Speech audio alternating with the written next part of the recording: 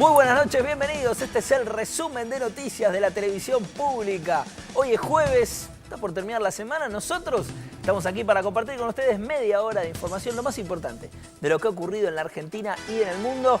Los jueves se sale también, ¿no es cierto? ¿O no, Gaby? Los jueves se sale. Sí, por supuesto. Hay mucha gente que sale los jueves, bueno, aunque históricamente dicen que es día de piratas. Antes de salir, se informa bien y se gana bien informado, ¿o no? Por supuesto. Siempre hay alguien que le interesa saber algo de la actualidad y vos le podés contar lo que pasó durante el día. Bueno, te desafío y se cumple. Bueno. Hay gente, por ejemplo, que conquista escuchando este tipo de canciones o saliendo con remeras rojas. Por supuesto. Gabriela, por favor, los títulos del deporte. El título más importante por estas horas tiene que ver con la selección argentina de fútbol, que mañana no va a tener un vestido rojo, pero sí va a estar vestido con la camiseta con la que jugará el próximo Mundial de Brasil 2014. Lo que estamos hablando es del partido amistoso de la selección frente a Ecuador. Muy bien. Ahora sí, a lo que venimos.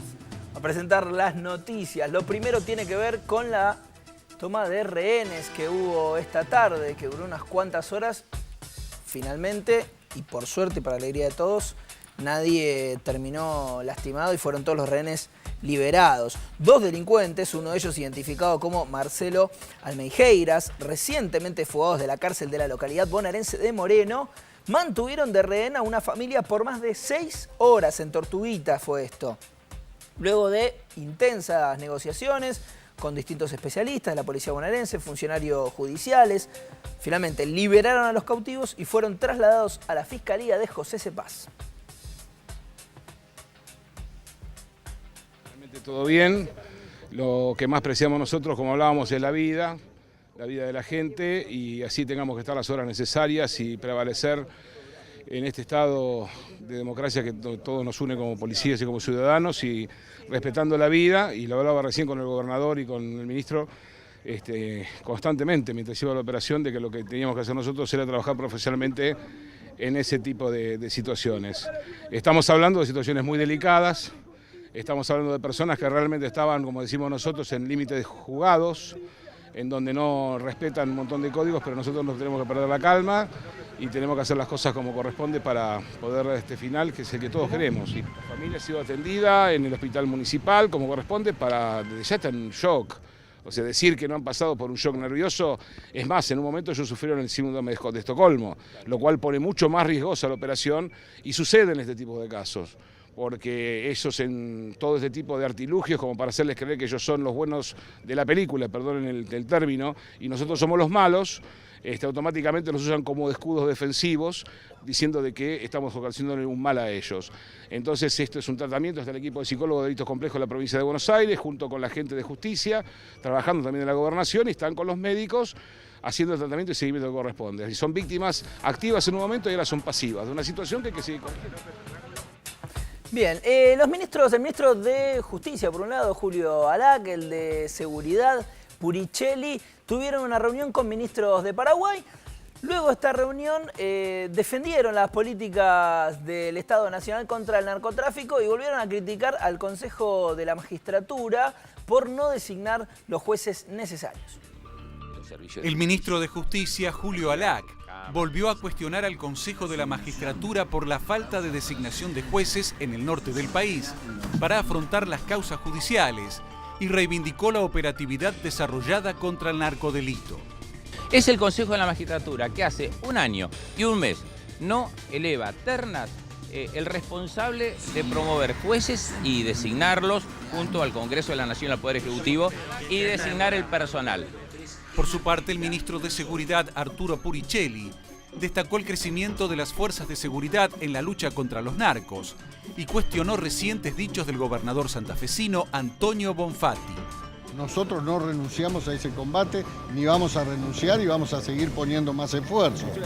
Sí, Bonfatti dice que no hay gendarme porque no lee el informe que le mandé al ministro de Seguridad de Santa Fe, donde le dije que en el 2003 teníamos 500 gendarmes y en el 2013 tenemos 2.400 gendarmes. Y no tenemos ninguna respuesta. Lo mismo que dijo que le retiramos la custodia de la casa. Eso fue acordado y convenido en el marco de un acuerdo que hizo el jefe de policía de Rosario de él con nuestra gendarmería y le dijo no es necesario. Es más, el gobernador no está viviendo ahí tampoco, es lo que nos dijo. Entonces, si hace falta lo llamamos. Entonces, no se puede utilizar este tema tan serio de la narcocriminalidad para sacar alguna ventaja política. Creemos que eso es equivocarse en el discurso y reclamar trabajo en conjunto cuando le hemos planteado firmar esa adhesión al programa federal que todavía está pendiente. Santa Fe es una de las provincias que no los ha firmado a la fecha. Tanto Alac como Puricelli participaron hoy en Cancillería de la primera reunión binacional de ministros y gobernadores de la frontera común argentino-paraguay.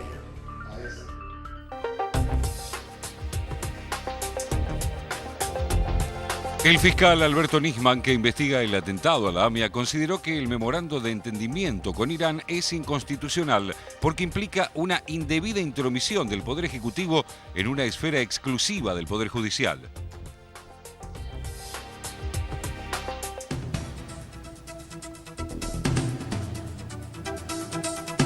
Propiciábamos que se hicieran reformas en materia de familia, que son sumamente necesarias, pero criticamos profundamente el resto de las reformas que incluyen el tema de, por más que sea un código civil, incluye a los trabajadores, perjudica a los trabajadores todos los contratos que se hacen, no incluye las acciones de clase, no incluye que el agua sea un derecho, no incluye derechos sociales, económicos y culturales que hoy están siendo reconocidos como de tercera generación en todo el derecho mundial. Anoche nos anoticiamos de que sacaron todo el tema de responsabilidad del Estado del Código Civil, lo sacaron, antes venían algunos artículos, y lo enviaron a una ley que presentaron anoche por la Cámara de Diputados, donde la responsabilidad del Estado deja de ser resorte del derecho civil y pasa a ser resorte del derecho administrativo. Nosotros no estamos de acuerdo con eso y bueno, ya ese es un punto central.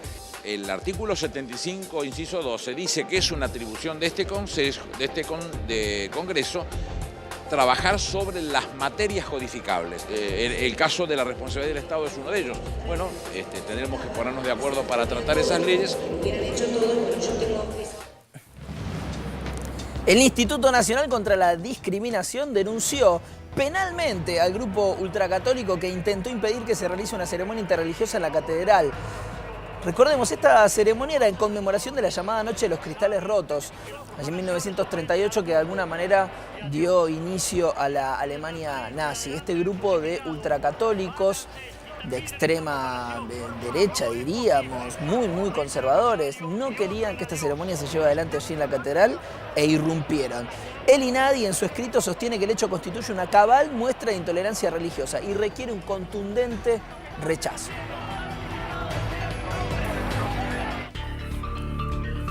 El diputado porteño por el Frente para la Victoria, Juan Carlos Dantegullo, presentó un proyecto de declaración en la legislatura de la ciudad para que se repudien las declaraciones en las que Jaime Durán Barba, asesor de imagen de Mauricio Macri, elogió a Adolfo Hitler en contraposición al fallecido presidente venezolano Hugo Chávez. En la iniciativa, Gullo sostiene: pretender comparar a Hitler con el comandante Hugo Chávez es un burdo intento de desprestigiar al líder de la revolución bolivariana y con ello a los irreversibles procesos latinoamericanos en curso de liberación en paz.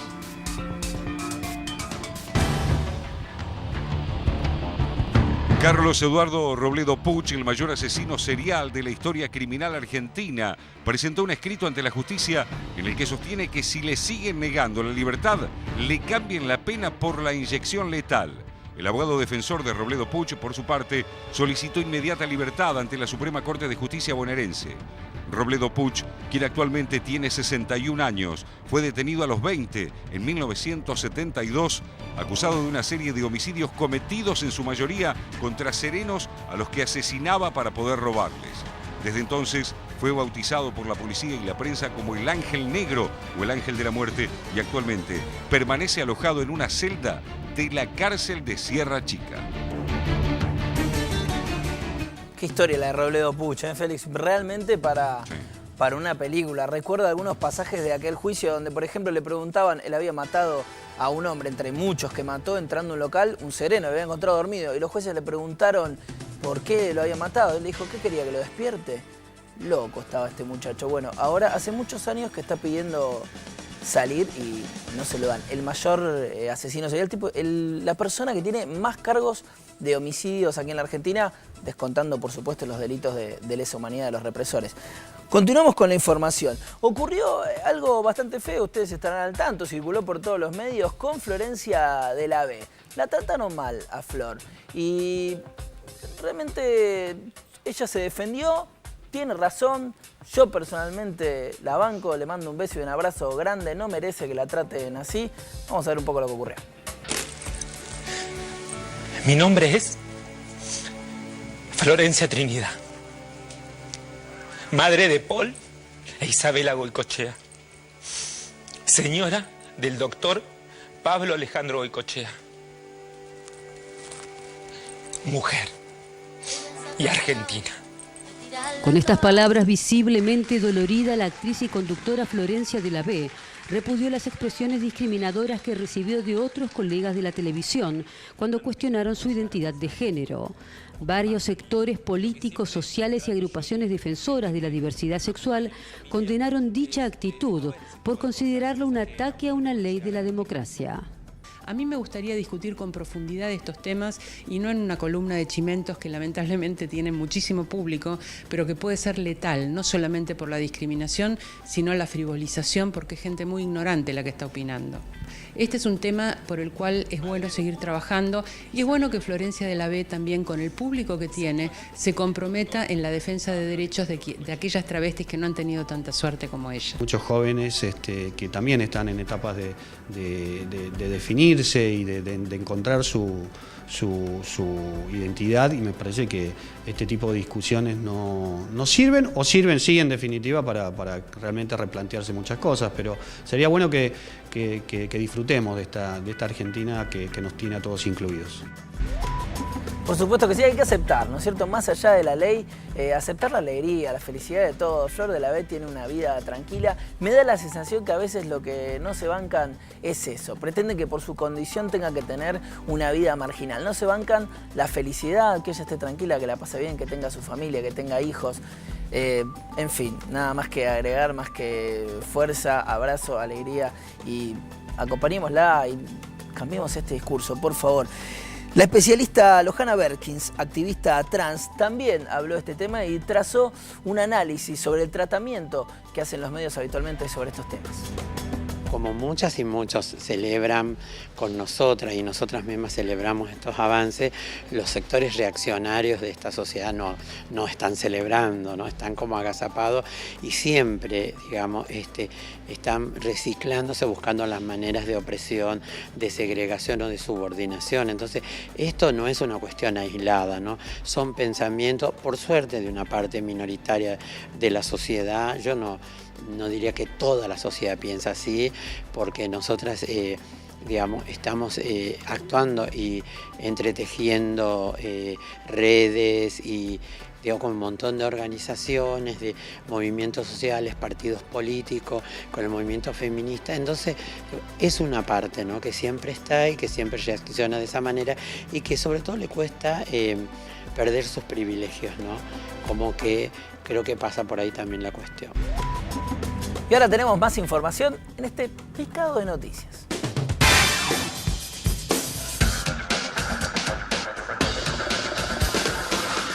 Según el Programa de Naciones Unidas para el Desarrollo, la Argentina posee los menores índices de asesinatos de la región. Con menos de 6 crímenes mortales cada 100.000 habitantes, las cifras son muy similares a las de Uruguay. En reconocimiento internacional al liderazgo argentino en materia de educación, ciencia y cultura, el Consejo Ejecutivo de la UNESCO eligió a Daniel Filmus para ocupar una de las 58 bancas del organismo.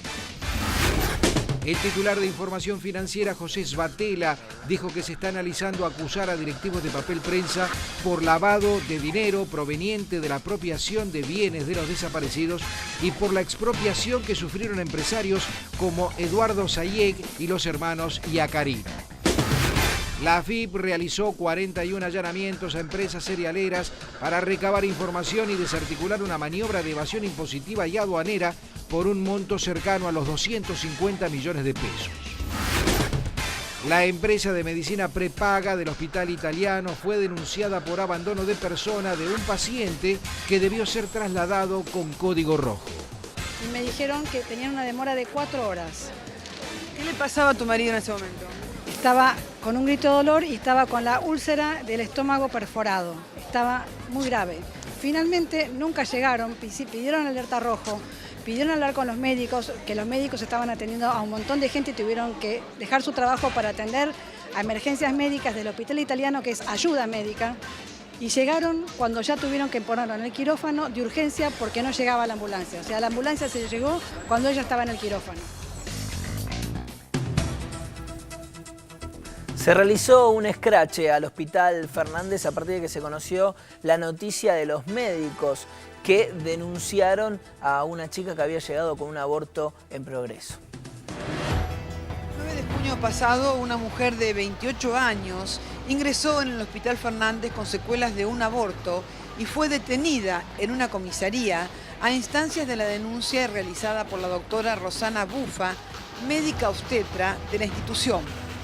Además de haber sido maltratada, de en parte habérsele negado el acceso a los calmantes para finalizar el parto y demás. No solo eso, sino que fue denunciada por personal del hospital para ser luego detenida durante 10 horas en la comisaría número 53 de la Policía Federal, donde permaneció con secuelas y pérdidas a lo largo de todo eso. Nosotras estamos muy indignadas porque además nos enteramos de que el macrismo en la ciudad de Buenos Aires ha impartido una especie de protocolo para que los médicos denuncien a las mujeres que vienen con secuelas de aborto, siendo esto totalmente ilegal porque se ampara a las mujeres por la protección de su propia vida bajo la ley del médico paciente, de que no pueden ser denunciada por riesgo de su vida. Que esta mujer denuncia, y nos hemos enterado a través de los medios, es que cuando llega parte del personal la maltrata diciéndole: no te damos calmantes para que pesen tu conciencia los que vos hiciste. Finalmente otras enfermeras se compadecieron, porque no es que todos los médicos son así. Por supuesto que hubo un sector que se solidarizó, le dieron todos los calmantes totales que estaban recetados para que pueda estar mejor. El cargo público no es para una opinión personal o religiosa, tiene que ser para el servicio de curar. En un hospital hablamos de la salud. Si no están dispuestos a curar, entonces se tienen que ir de los hospitales públicos. La información del ámbito internacional nos lleva ahora a Brasil. Allí se rindió honores póstumos de jefe de Estado al expresidente João Goulart, después que fue depuesto por un golpe de Estado en 1964. El cuerpo del exmandatario fue exhumado para investigar si fue envenenado hace 37 años en la Argentina, en una acción planificada dentro de la denominada Operación Cóndor de represión militar en el Cono Sur.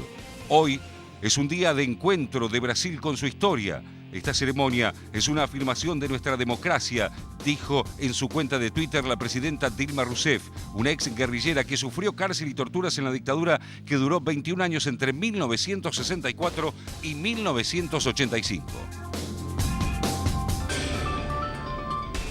Y de Brasil nos vamos a Chile. Allí los diferentes candidatos a presidente cerraron sus campañas esta noche con diversos actos en Santiago. La candidata favorita, según las encuestas, la expresidenta Michelle Bachelet de la coalición Nueva Mayoría, cerró su campaña con un evento en el Parque de la Quinta Normal, en la ciudad capitalina. Además de Bachelet, Evelyn Matei, del Partido por la Alianza, Alfredo Frey, del Partido Ecologista Verde, Marco Enrique Sominami, del Partido Progresista, y Roxana Miranda, del Partido Igualdad, y los independientes Tomás Jocelyn Holt, Ricardo Israel y Franco Parisi son los candidatos para ocupar el Palacio de la Moneda.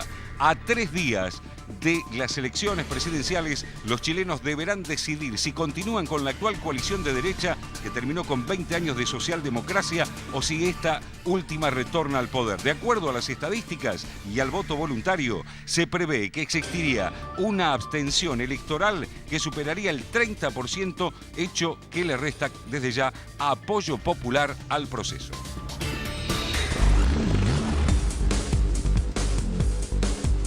Sí, por supuesto. Este programa también tiene deportes. Ustedes lo saben, yo lo sé. Gabriela Previtera.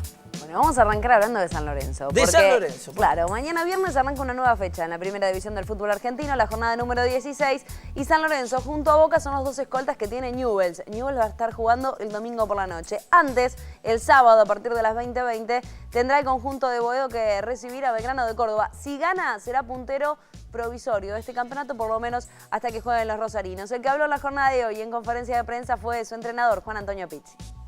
Creemos que Belgrano, no solamente por lo que venimos viendo, sino incluso por lo que nos hizo el semestre pasado en el partido incluso que jugamos acá de local, donde terminamos creo que empatando. Y son difíciles porque tienen mucha consistencia, juegan muy concentrado y estará en nuestra capacidad de encontrar los espacios y las oportunidades para meter un gol. No hay demasiados misterios con eso, por más que nosotros tengamos o busquemos alguna alternativa como para poder vulnerar esa defensa. Vamos a tratar de hacerlo, pero es muy complicado, esa es la verdad. A partir de ahora hay casi nulo el margen de error. Seguramente el equipo que no tenga buen resultado el fin de semana, es probable al haber 5 equipos que vaya quedando fuera de carrera. Pero no incide eso en que haya cruces directos entre algunos de los que están arriba, porque la suma de puntos siempre alguno la va a hacer. Seguimos hablando de fútbol, pero en este caso de la selección argentina, que mañana va a estar jugando un partido amistoso frente a Ecuador en New Jersey, en Estados Unidos. Este seleccionado nacional que ya está clasificado al Mundial de Brasil 2014 y esto le permite a Alejandro Sabela probar esquemas y probar otros futbolistas que no han tenido lugar a lo largo de las eliminatorias sudamericanas. Y además van a ver mañana a la noche, a partir de las 22, la camiseta que va a utilizar el seleccionado nacional para el próximo Mundial de Fútbol. Ha hecho distintas variantes el entrenador, que va a cambiar esquema, y los nombres que hasta ahora saldrían para jugar mañana son Chiquito Romero en el arco, no varía el arquero, el entrenador argentino, Roncaglia, Fernández, Garay y Lucas Orban, el ex Tigre, que va a tener su primera participación con la camiseta albiceleste y que además fue pedido muchísimo tiempo por muchos, porque venía teniendo una gran temporada.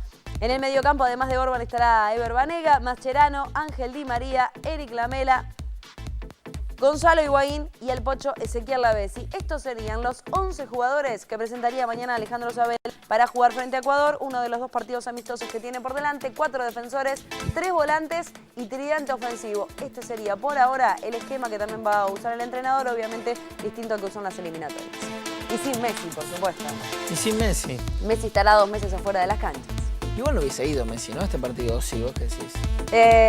Estaba convocado, pero lo que pasa que lo que suele pasar con esta clase de partidos es que hay un contrato. Claro, si no está Messi, económico, un poquito menos, y que ¿no? tiene que estar Messi, porque habitualmente cuando se arreglan este tipo de partidos amistosos, por lo general con rivales de menor nivel, sí o sí tiene que estar Messi, algún que otro titular y bueno, y el resto que sea el que sea, pero que Messi tiene que estar. Pero bueno, Messi está lesionado y a Messi hay que cuidarlo. Hay que cuidarlo, claro que sí. Hasta aquí ha sido el primer bloque de este maravilloso resumen de noticias. Nos vamos a ir al corte. Cuando volvemos, nos queda mucho más, ¿eh? No se vayan, ya venimos.